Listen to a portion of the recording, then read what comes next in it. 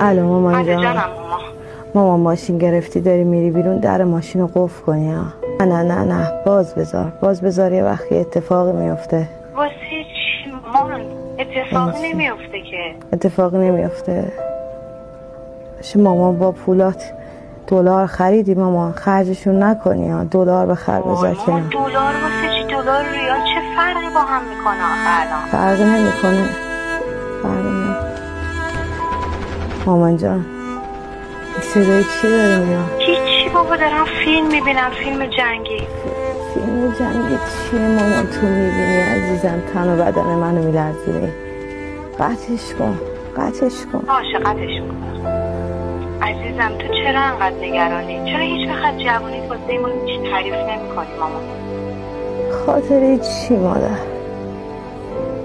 جوونی بود دیگه، گذشت.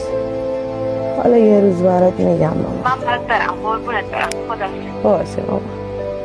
خدا